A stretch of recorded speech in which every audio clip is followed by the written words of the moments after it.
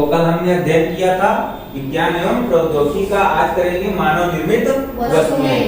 अब इसमें भी हमने कुछ क्वेश्चंस रखे हैं और उसके आंसर साथ में, तो ये भी आपके इसे इंस्पायर अवार्ड में और जो अभी राष्ट्रीय आय एवं योग्यता आधारित परीक्षा है इन सब में ये काम आएंगे। तो आगे हम क्वेश्चन देखेंगे।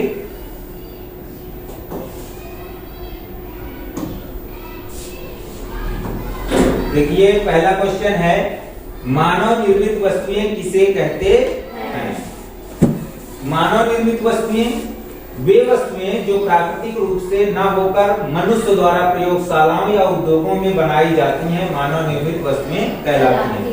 मतलब क्या है? प्राकृतिक रूप से ना हो, प्रकृति के द्वारा हमें वे वस्तुएं प्रदान न की गई हो, उसमें मानव कुछ न कुछ अपना काम किया हो। अगला है, प्लास्टिक क्या है? प्लास्टिक क्या है? प्लास्टिक एक सिंथेटिक पदार्थ है। क्या है? प्लास्टिक एक सिंथेटिक पदार्थ है जिसे रासायनिक प्रक्रियाओं द्वारा पॉलीमर से बनाया जाता है और इसे विभिन्न आकारों में ढाला जा सकता है। ठीक है, समझ में आ गया? अगला क्वेश्चन, ये तो पहला ही आ गया ना। अगला क्वेश्चन है, पॉलीमर किसे कहते हैं? इसका उत्तर है, कई छोटे छोटे अणु के आपस में जुड़कर बने बड़े अणु को पॉलीमर कहते हैं। कई छोटे छोटे अणु आपस में मिल जाते हैं और एक बड़ा अणु बना लें, उसको क्या कहते हैं? पॉलीमर। अगला क्वेश्चन है, नायलॉन किससे बनाया जाता है? नायलॉन को कोयला, जल तथा वायु से प्राप्त रासायनिक पदार्थों से बनाया जाता है। यह पहला पूर्णतः सिंथेटिक रेशा था। प्लास्टिक के दो प्रमुख प्रकार कौन कौन से हैं? तो थर्मोप्लास्टिक और थर्मोसेटिंग प्लास्टिक। अगला है, थर्मोप्लास्टिक की विशेषता क्या है? ये गर्म करने पर नरम होकर पिघल जाते हैं और ठंडा करने पर फिर कठोर हो जाते हैं। इन्हें बार बार ढाला जा सकता है। अगला है, थर्मोसेटिंग प्लास्टिक की विशेषताएं क्या हैं? गर्म करने पर एक बार कठोर होने के बाद इन्हें दोबारा नहीं पिघलाया जा सकता है। फाइबर क्या है?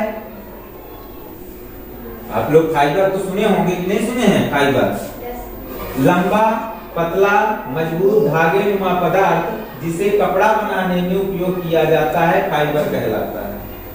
ठीक है, फिर पॉलिएस्टर के उदाहरण बताइए। टेरिलीन और पीटी पेट आदि। अगला है, नायलॉन की दो विशेषताएं लिखिए। यह मजबूत, लोचदार, हल्का तथा जल्दी सूखने वाला रेशा है। अगला क्वेश्चन है, प्लास्टिक पर्यावरण के लिए हानिकारक क्यों है? प्लास्टिक अपघटित नहीं होता। अपघटित मतलब तुरंत इसको नष्ट नहीं किया जा सकता है। मिट्टी को प्रदूषित करता है और जल एवं वायु प्रदूषण बढ़ाता है। कई हजारों साल तक ऐसे ही पड़ा रह जाता है, तो हमारी मिट्टी में ऐसे ही पड़ा रह जाए तो हमारी मिट्टी दूषित होगी। पीवीसी का पूरा नाम क्या है? Polyvinyl chloride. पॉलीमर का एक प्राकृतिक उदाहरण लिखिए। कपास, जिसे सेल्यूलोज कहते हैं, ऊन, रबर इत्यादि। बेकलाइट का उपयोग कहाँ होता है? विद्युत स्विच में, प्लग में, हैंडल, इंसुलेटर आदि बनाने में। मेलामाइन किस वस्तु के निर्माण में प्रयुक्त होता है? रसोई के बर्तन, प्लेट, कटोरी, होमिका शीट आदि बनाने में। रेशों को धागे में बदलने की प्रक्रिया क्या कहलाती है? कताई। गांव में काटते थे ना पहले रेशे को, क्या बोलते थे उसको जिससे काटते थे? घ्यारा। प्लास्टिक पर रिसाइकलिंग क्यों आवश्यक है?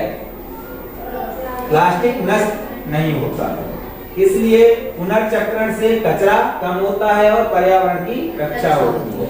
मतलब बार बार उसको यूज किया जाना चाहिए।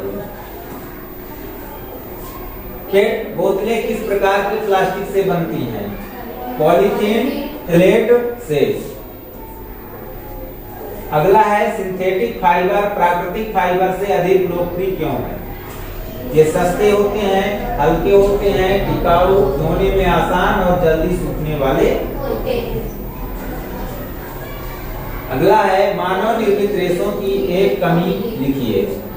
मानव निर्मित रेशे में जो कमी है वो सिंथेटिक रेशे गर्मी पकड़ते हैं और अग्नि के संपर्क में जल्दी पिघल जाते हैं।